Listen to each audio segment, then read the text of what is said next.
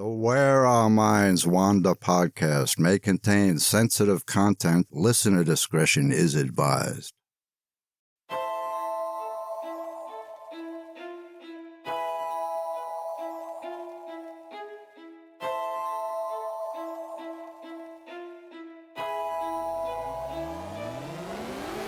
Greetings, fellow wanderers, to the places our minds wander. The house at the end of the dirt road, where disembodied voices whisper and strange sounds make the living shiver. Where shadows lurk at the edge of the woods, just outside your back door. And mysterious lights speed beyond reason across the clear night sky.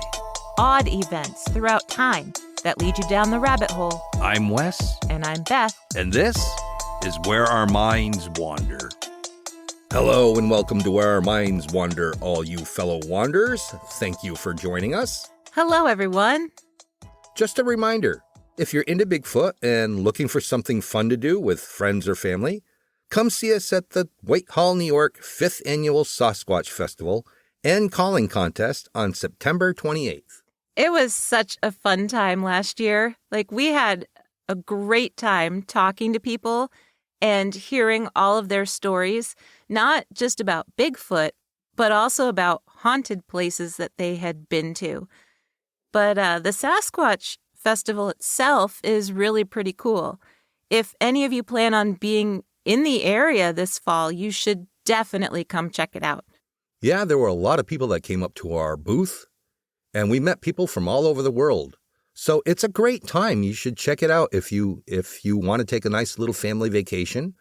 Like we said, check out the Whitehall, New York 5th Annual Sasquatch Festival and Calling Contest on September 28th in Whitehall, New York.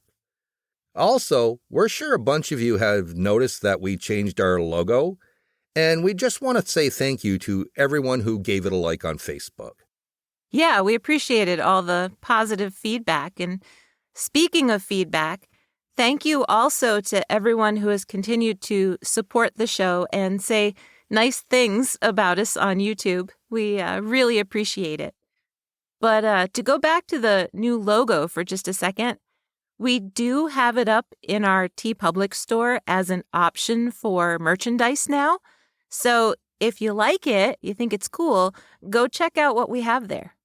All right, so that's it for our weekly housekeeping. So, Beth, would you like to tell all our listeners what you're talking about tonight? Of course. So back in episode 108, I had mentioned that you had picked up a really cool magazine at our local thrift store, and it was called Beyond. And like I had said then in that past episode, it's about the size of a Reader's Digest. And this particular issue was published in 1968 out of Kicksville, New York. And reading through it was kind of an adventure because in some of the articles, they reported on stuff that at the time, no one really knew what to make of it. But now the stories have become legendary. Like Mothman was mentioned in this issue as if it was like a new thing that nobody could explain. Right. Yeah, it's pretty cool. I know. I have excellent taste in picking out books based on their covers. It is a cool cover. So for episode 108, I had decided to look further into the Regina Despard story based on an article from this magazine. And this week, I decided to look a little deeper at this other article that was in there, which was titled, Teenager Talks of 11 Previous Lives. So when I started reading the article, I kind of expected it to be a little unbelievable. But as I kept reading it, I was like, you know what? This is pretty compelling. And it instantly reminded me of the episode we did back at the very, very beginning of our show about reincarnation. Well, you know, I love reincarnation stories, especially when they come from children. That's exactly what I was going to say. I do too. So this story belongs in the canon of reincarnation stories because it's that interesting. So tonight I want to tell everyone about Joey Verwey, the South African teenager who lived 11 past lives.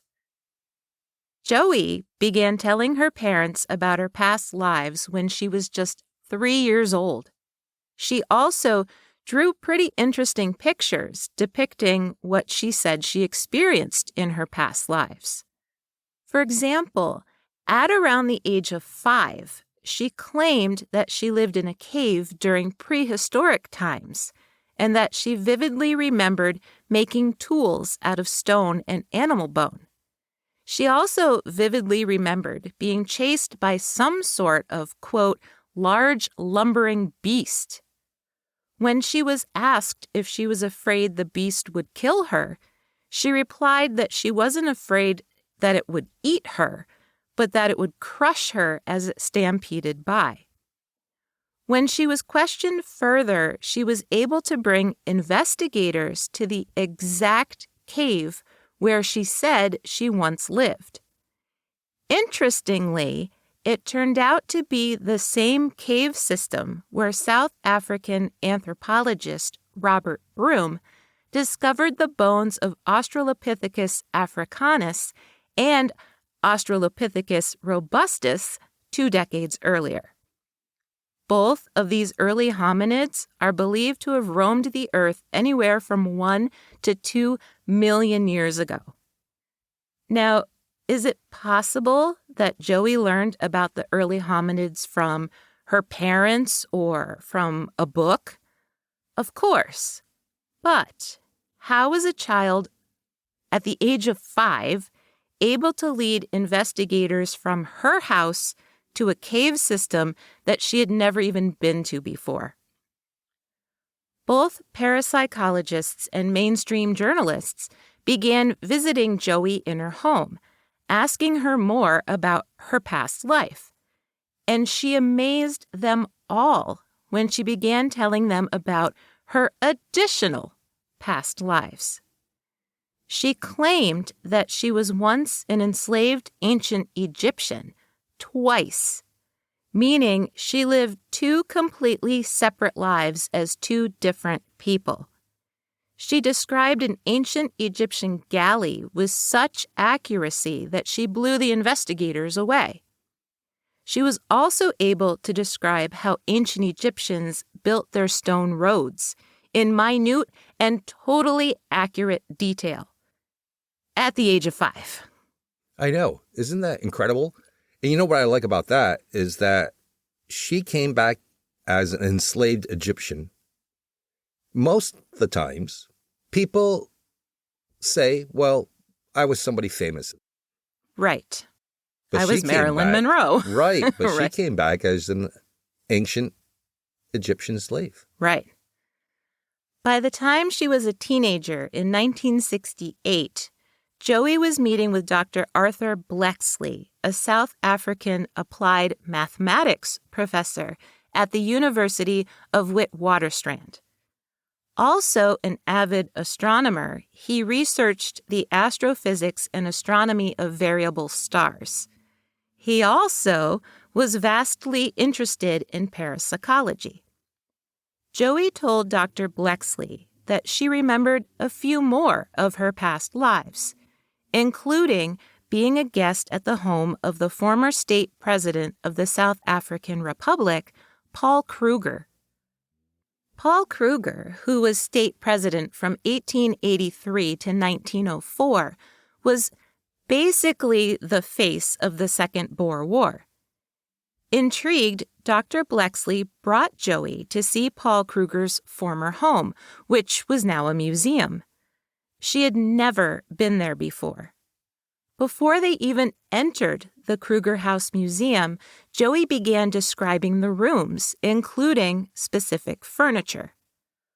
When they entered the museum, none of her descriptions were correct, until employees of the museum were able to pull out documentation that proved she was right, except the rooms she described were from the late 1800s, prior to Kruger's death in 1904, which was exactly when she said she had been there. Then, Joey claimed she had also been the former wife of an ancient Roman legion officer. She was able to describe her husband's uniform in great detail, down to the weapons and leather shield he had carried.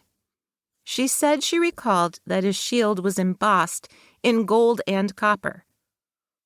One of Blexley's colleagues, a history professor, challenged Joey on this, saying that Roman legion officers' shields were embossed with iron, not copper. Joey calmly replied, quote, "You see, in my day, it was copper." Convinced that she was mistaken and that he could prove that she was making it all up, the history professor dove into some research and was astounded to discover that certain Roman legions had indeed used copper. Some of Joey's other past lives were more vague. She recalled once wearing a heavy veil and watching a princess ride by on an elephant while she was seated inside an ornate box. She also recalled being persecuted as a Christian during the reign of Roman Emperor Nero. But when Joey met the 80-year-old woman, that really got the media's attention. For some reason, Joey felt this affinity for an elderly woman whom she had never even met. Although none of the sources say how she even saw this woman, some claim that Joey said she wasn't just a visitor at Paul Kruger's house, but that she was his granddaughter, and that she had gone on to have 2 husbands and 10 children. Dr. Blexley apparently tracked down a living descendant of Paul Kruger and brought her to meet Joey. Now, Joey and this unnamed 80-year-old woman met in Dr. Blexley's office for the first time sometime prior to December 1968. Joey claimed instantly that this 80-year-old woman was her daughter. She told her that she remembered when she was born in Kilkeel County, Ireland. Joey said the very next day her husband, who would have been the 80-year-old woman's father, had gone out in his fishing boat during a storm and drowned in the harbor when his boat capsized. She remembered moving to London after that and marrying a schoolteacher, who would have then been this 80-year-old woman's stepfather. The old woman said every single detail was true. The teenager sitting next to her was the reincarnated soul of her dead mother. Dr. Blexley reported that the two talked together on a level that only a mother and daughter could, sharing inside jokes and shared memories. Now, to be fair, the Psi Encyclopedia website makes a point of saying that although the Joey Verwey case is pretty popular on the internet, it was never, quote, properly documented. And I assume that's because Dr. Blexley was a mathematician and a scientist, and revealing his notes to his academic friends probably would have cost him his job. But I beg to differ, for other reasons, on their kind of summation of her case. First, there's actually very little on the internet about her compared to other cases. Now, I will admit that I couldn't find anything that I would call official documentation, so I'll give them that. But again, Dr. Blexley was a scientist, not a psychiatrist. But Beyond magazine was talking about her 56 years ago. So, on some level, she was getting media coverage decades before the internet even existed. And we all know how the internet is. If there was anything even remotely questionable about her story, I would have found something saying that she was some sort of con artist. But I didn't. But for those of you who are more skeptical, the next case I'm going to tell you about is considered one of the most heavily documented reincarnation cases of all time. Loewenstein was born in Mathura, India on January 18, 1902. At the age of 10, she married a shopkeeper named Kedarnath Chaubey, whose first wife had died. Kedarnath, who went by the name Kedar, owned 2 cloth shops, one in Mathura and one in Agra. According to CarolBowman.com, Loewenstein's first child was stillborn after an emergency C-section. Worried that the same thing would happen again with her second pregnancy in 1925, Kedar brought her to the hospital in Agra when she went into labor.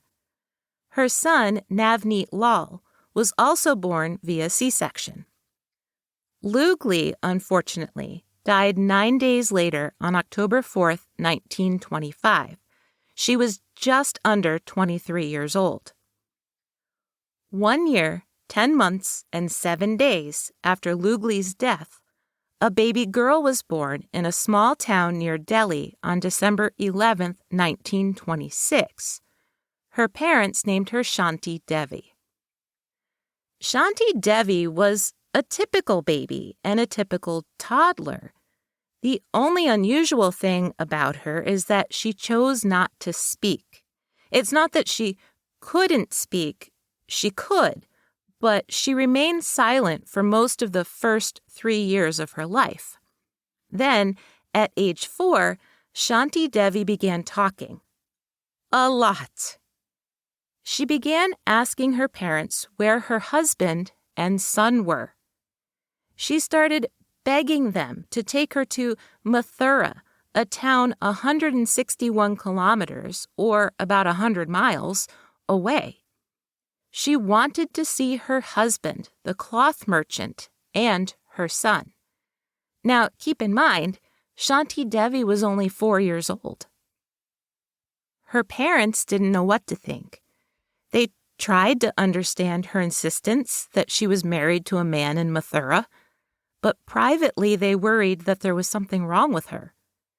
She would refer to herself as Shabeen, which means Chaubey's wife, and sometimes during meals she would comment on how the food they were eating wasn't anything like the sweets she used to make in her own kitchen. Or she described the dresses she used to wear and missed wearing. Her parents sometimes asked her what her husband's name was, but Shanti Devi would never say, since Indian wives are discouraged from saying their husbands' names out loud. She did describe him, though. She said he was pale-skinned and had a large wart on his cheek, and he wore reading glasses. As she got a little older, she even told her parents harrowing details about her son's childbirth and how she died soon after. Her account was so detailed that her parents even asked a local physician if she was accurate, and he assured them that she was. Yet, frustrated by her inability to make her parents believe that she truly wanted to go home, Shanti Devi tried to run away to Mathura when she was only 6. When she was 9 years old, a relative finally convinced Shanti Devi to reveal her husband's name, promising her that if she did, he would take her to Mathura. She agreed and finally said his name, Kedarnath Chaubey. Intrigued, this relative decided to see what he could find, and he was able to track down a cloth merchant named Kedarnath Chaubey in Mathura who actually fit Shanti Devi's description. When he spoke to Kedar, Kedar revealed that his wife Loewenstein had died after giving birth to their son. The two men wrote back and forth, and Kedar confirmed most of what Shanti Devi said about her life with him, or rather, what he remembered about his life with Loewenstein. He offered to send one of his relatives to Delhi to meet with Shanti Devi and her family, just so he could be sure. Shanti Devi recognized this relative as her husband's cousin, immediately, and she described for him the street she once lived on in Mathura and where the cloth shop was. The cousin was so impressed that he urged Kedar to meet the little girl. So, Kedar agreed, bringing his son Navneet with him to Delhi. However, Kedar lied when he introduced himself to Shanti Devi, claiming he was actually Kedar's brother. Shanti Devi didn't fall for it one bit. She exclaimed, quote, "No, he is not my husband's brother. He is my husband himself." She knew what his favorite foods were and could describe various details of the house they lived in together when she was Lugli, his wife. She also had a very emotional reaction to seeing Navneet. She ordered her mother to go get every single one of her toys and give them to him. And when her mother didn't move fast enough, Shanti Devi ran into her room to go get them all herself. During this initial meeting, Shanti Devi said all kinds of things that convinced Kedar that she really was the reincarnation of his dead wife, Lugli. For example, she asked him why he had remarried when he had promised her that he wouldn't. But the clincher was when Kedar asked to speak to her in private, and she recounted many private details about her wedding night with him. When Kedar was about to leave Delhi to return home to Mathura on November 15th, Shanti Devi begged to go with him. But her parents, understandably, refused. And I'm sure his new wife was probably relieved, because it would have been really awkward to have a 10-year-old child in your house who claimed to be the reincarnated previous wife. That would be a little awkward. Yeah, it'd be a bit strange. Yeah. Shanti Devi's past life became so well known in India that Mahatma Gandhi got involved. He personally set up a commission of 15 people to investigate her claims. The group was made up of media as well as government officials. But at least Shanti Devi was finally going to Mathura. According to historicmysteries.com, as the group approached Mathura by train in November of 1935, Shanti Devi began to get excited, and she started speaking in the Mathura dialect, pointing out familiar landmarks. Then, when a stranger met the group as soon as they arrived at the Mathura train station, Shanti Devi immediately recognized him as her former brother-in-law. She had passed her first test. Then the group got into several tongas, or two-wheeled carts, and they told Shanti Devi to give the lead driver directions to her former house. As they approached it, she noticed an elderly man in the crowd, and she called out that he was her former father-in-law. Upon investigation, the group confirmed that he was indeed Kedar's father. When Shanti Devi entered her former home, she mentioned again about money she had buried in the house before her death. The group encouraged her to point to where it was buried. She went upstairs and stopped in front of a flower pot sitting in the corner of a room. One of the experts moved the flower pot, and Kedar reluctantly agreed to pry up the floorboards. Underneath, there was indeed a small box, but when he opened it, it was empty. Finally, perhaps, the group had found something that Shanti Devi was wrong about. And although it was just one small thing, perhaps it proved that she wasn't the reincarnation of Lugli after all. But Kedar eventually admitted that the money had been there, except he had found it and used it. All in all, before the age of 10, Shanti Devi made 24 statements about her life as Lugli Shabe that were 100% verified. For the rest of her life, Shanti Devi continued to tell stories about her past life as Lugli, garnering worldwide attention from leading parapsychologists and reincarnation experts like Dr. Ian Stevenson. Mahatma Gandhi supported her claims completely. She never married and passed away in December of 1987. You know what's so interesting about that, too, is that most children, after a certain age, completely forget about their reincarnation story. Yep. And she never did. Right. She continued on. Mm-hmm. And I think maybe that's partially why she never married. I mean, I'm speculating, but it makes sense to me. Yeah, more than likely. Yeah. And I do love both of those stories because they involve young adults who started having their past life memories when they were children.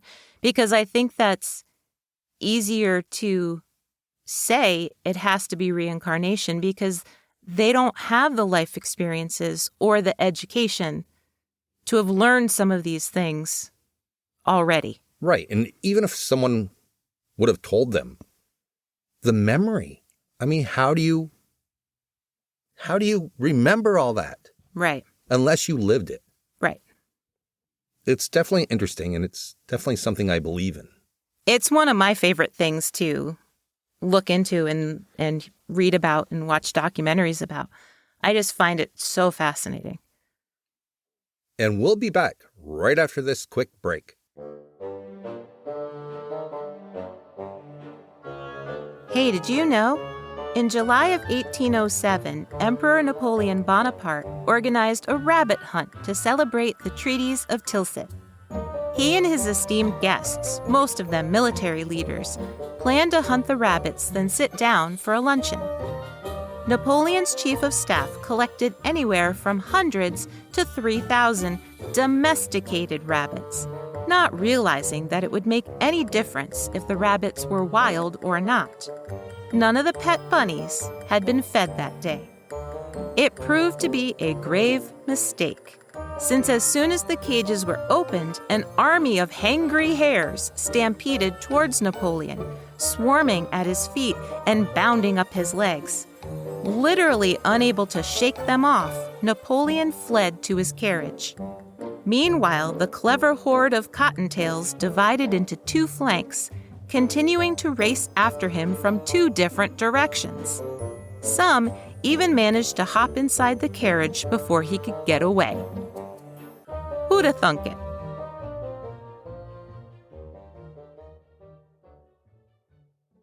All right, we're back. Yes, we are. And before you get into your story tonight, I think we should mention that you are going to be discussing a possible suicide. So we just want to say that if you or someone you know is experiencing suicidal thoughts or a crisis, please reach out immediately to the Suicide Prevention Lifeline at 1-800-273-8255 or text HOME to the crisis text line at 741-741. These services are free and confidential. So I just wanted to make sure we gave that information before you got started. So why don't you tell everybody what you're going to be talking about tonight? Well, I'm not going to give out any hints this week, and I'm just going to get into it. All right. On July 4th, 1928, Alfred Loewenstein had every reason to be in good spirits when he boarded his private plane at Croydon Airport in England. Heading home to Brussels, Belgium, Loewenstein had made the trip many times before. On board with him were 4 of his employees, his valet Fred Baxter, his secretary Arthur Hodgson, and 2 stenographers, Eileen Clark and Paula Biddlon. Also on board was the flight mechanic, Robert Little. The Fokker trimotor airplane, piloted by Donald Drew, took off at 6 p.m., and the weather was perfect. For the first half of the flight, Loewenstein dictated notes as he often did. Being the 3rd richest man in the world at the time, he had plenty of business ventures, and there was no reason not to use the flight for some note-taking. But then, as the plane neared the English Channel, flying at 4,000 feet, Loewenstein got up to use the bathroom.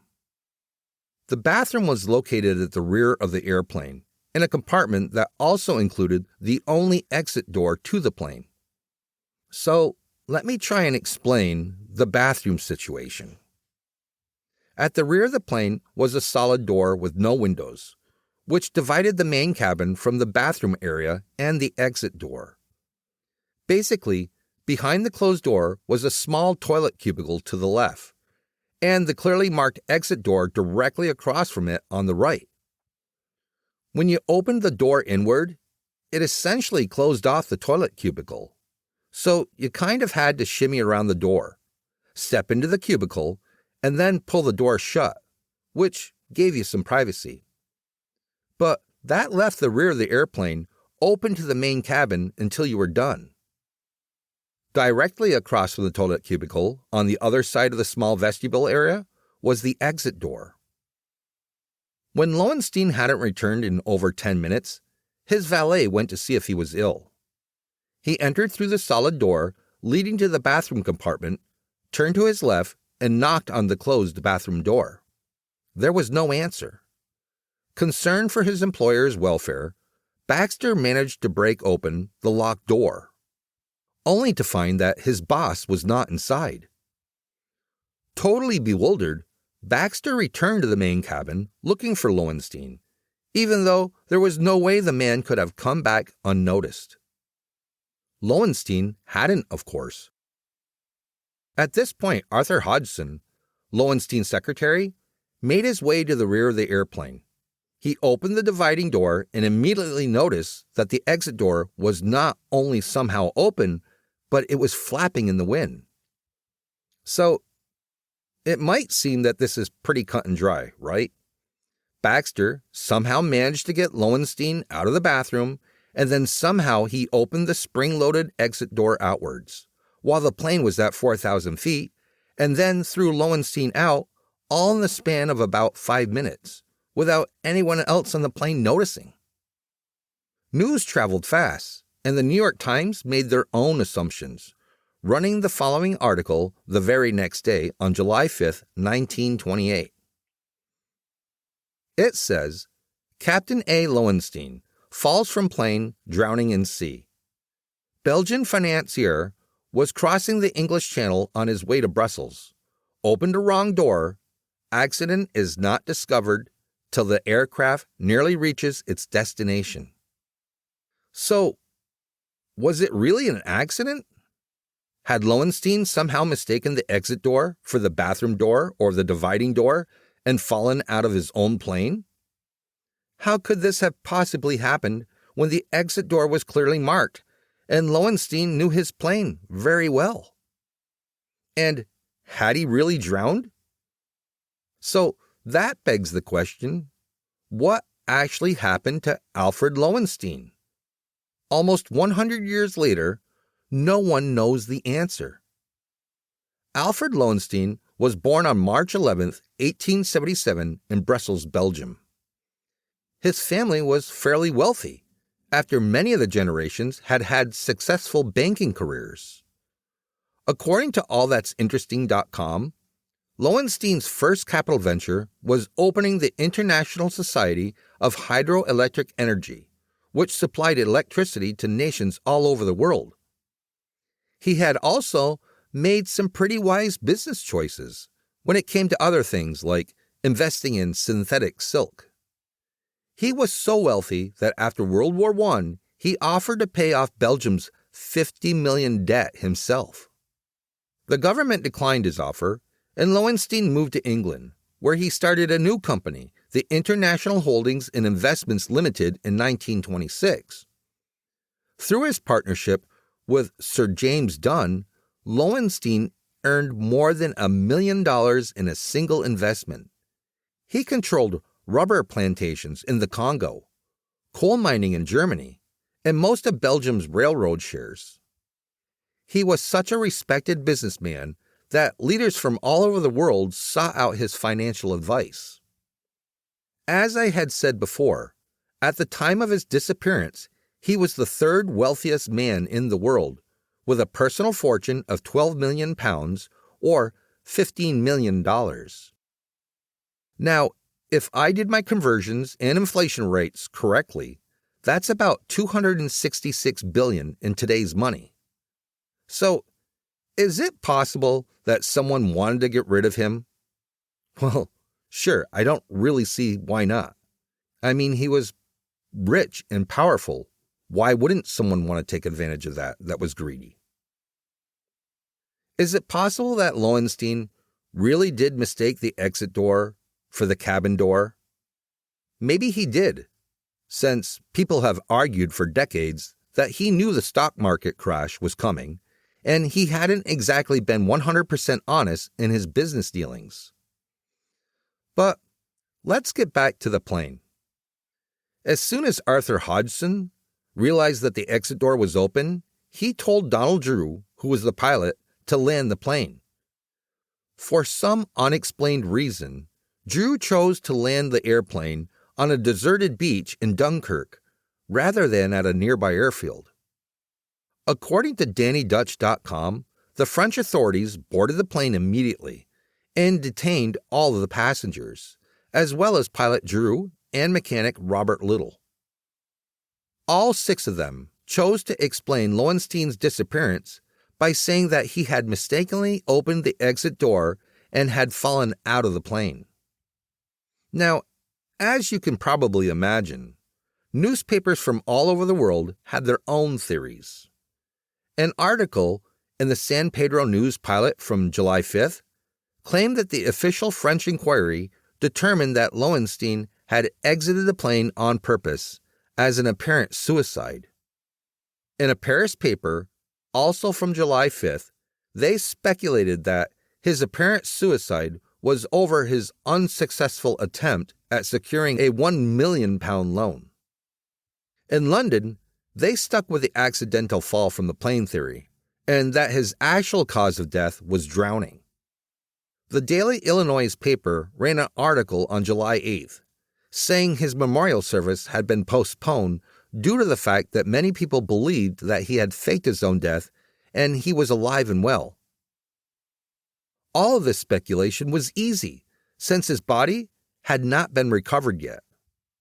On July 12th, experts decided to test Drew and Little's belief that Loewenstein had opened the exit door by himself. As I said before, the door was spring-loaded and had to be opened outwards. Experts from the accidents branch of the British Air Ministry even threw themselves at the door as hard as they could while the plane was cruising at 1,000 feet. Although the exit door did open up about 6 inches for one of the man was thrown immediately backwards due to the slipstream slamming the door shut. Their conclusion was that it would have been totally impossible for Loewenstein to open up the door at 4,000 feet all by himself. As of yet, Loewenstein's body still hasn't been found, adding fuel to the theory that he had somehow faked his own death. But if that's so, could he really have done it by himself, or did someone help him? But on July 19th, according to DannyDutch.com, fishermen off the coast of France discovered a body. Identified simply by the watch he wore, Loewenstein had been found, and an autopsy was soon underway by request of his family. His brother-in-law explained that the family didn't expect foul play, but that they didn't want rumors of poison to persist after he was buried. They also wanted to rule out that he hadn't died on the plane and that he had been pushed out by his fellow passengers. The coroner's report stated that Loewenstein had likely been alive when he exited the plane, but that the impact of hitting the water caused the fatal skull fracture and several broken bones. It was his opinion that there wasn't any foul play and that it was not a suicide. He also noted a small amount of alcohol in Loewenstein's system, which was odd since he never, ever drank. To add to the mystery, Loewenstein was buried in his wife's family tomb, but they never had his name carved on the slab covering the casket. So, they essentially buried him in an unmarked grave. His wife also refused to attend the funeral. To this day, what exactly happened to Alfred Loewenstein is still a complete mystery. The three most often debated causes continue to be murder, suicide, and faking his own death. So, let's first look at the murder theory. Loewenstein did have enemies. The biggest contenders were former business partners and, of course, his own wife. One former business partner turned rival, Henry Dreyfus, had been in a public feud with Loewenstein for months before his death. Dreyfus had exposed some of Loewenstein's shady business deals, and Loewenstein had responded with a libel suit. Perhaps Dreyfus had orchestrated his murder, hiring pilot Donald Drew or Secretary Hodgson as the henchmen. Then there was Albert Pam and Frederick Savarsi, two of Loewenstein's partners in the International Holding Company. According to DannyDutch.com, their company's stocks soared in the weeks after Loewenstein's death due to a mysterious $13 million profit. Author William Norris wrote in his 1987 book, The Man Who Fell from the Sky, that it just so happened that exactly $13 million in anonymous life insurance policies had been taken out on Loewenstein right before the flight. Maybe his two former business partners had coerced Drew and Hodgson into doing their dirty work. Or maybe his wife was behind it. Norris also speculated in his book that perhaps Madeleine Loewenstein was behind it. She had hired Drew and Hodgson to completely remove the exit door, throw Loewenstein out, and then replace the door once they had emergency landed on the deserted Dunkirk beach. Norris points out that after the accident, Drew seemed to live an awfully extravagant life on just a pilot's salary. Then there's the suicide theory. According to HistoricMysteries.com, Loewenstein would have been well aware of any financial troubles he was in. Add to that fact that former business partners were calling for his corrupt business practices to be investigated. The stock market crash of 1929 wasn't far off in the future. Perhaps Loewenstein didn't see a way out of the corner that he had boxed himself into. Except, how did he manage to get the exit door open all by himself? And lastly, there's the he faked his own death theory. Supporters point out that his body was basically identified by his clothing and nothing more, and he was buried in an unmarked grave. So, maybe rather than commit suicide, he had decided to start over somewhere new. And with that said, do I really need to mention the door problem again? None of these theories explain why all of the other passengers on the plane insisted that Loewenstein had gone to the bathroom, was followed by no one other than Baker just 10 minutes later, and then Baker had noticed nothing weird about the exit door. It was Hodgson who noticed the door, except for the fact that Hodgson never got out of his seat until after Loewenstein went missing. Or so they all said. So what really happened on that plane is a complete mystery. But I'm willing to bet that someone on that plane, other than Alfred Loewenstein, knew way more than they ever let on to. It would seem like it. Geez, there's no way he opened that door by himself. Well, there's no way he would have mistaked it. Right. And went out this door. It's his plane. Right. So even if he could get the door open, why would he accidentally go out an exit door? I would imagine that he would have known every inch of this plane. Right. There's no way. And I can see for $13 million, someone wanting to take him out. Right. And going to the effort to cover it all up. Well, it sounds like somebody did. Because those other theories don't make any sense to me. None whatsoever. And like I said before, it still remains a mystery. So who knows? Maybe someday we'll know the real truth. Or maybe we won't. Right. And it will remain one of those mysteries that drives me nuts. And that's what I love about a good mystery. They drive me insane. I want to know the answers. We've talked about this before. Right.